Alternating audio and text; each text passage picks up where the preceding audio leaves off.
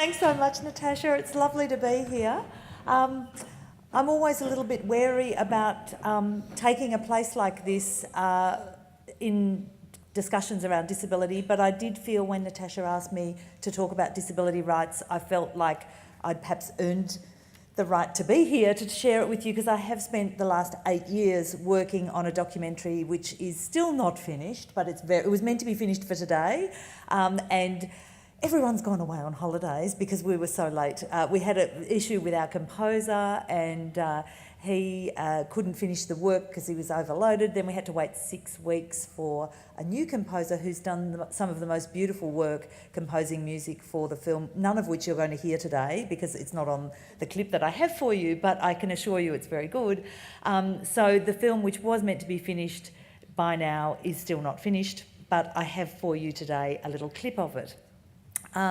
So what I tried to do when I finished making No Limits, I wanted to do something that was a little bit more in depth. When we made No Limits for Channel 31, we made a show every week, or 3 shows every 3 weeks, and it was very fast turnaround. And when I stopped doing that, I thought I want to take my time and really do something that's got good research to it. Little did I know that taking my time would mean 8 years of my life. Didn't quite have that in mind.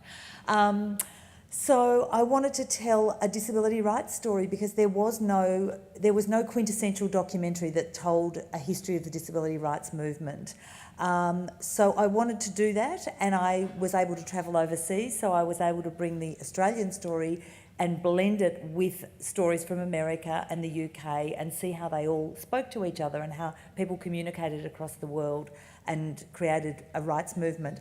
I hope this will be one of many films that will be made over the coming years and decades about disability rights. It's a starting point. It's not the story, it's a version.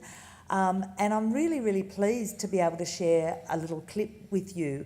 Bear in mind, it is a feature documentary, so the whole film runs for 90 minutes, and I really hope to be able to share it with audiences very soon, in the next few months. This is a 10-minute clip that largely deals with the deinstitutionalisation that happened around the world, but really did begin in Victoria. So Victoria really led the way with deinstitutionalisation, but the film really gives us an overview of what happened around the world. So I think that's actually a fine way to start our afternoon if we have a look at the clip, and then we're going to have some panellists on stage who can talk more about the Victorian experience of deinstitutionalisation.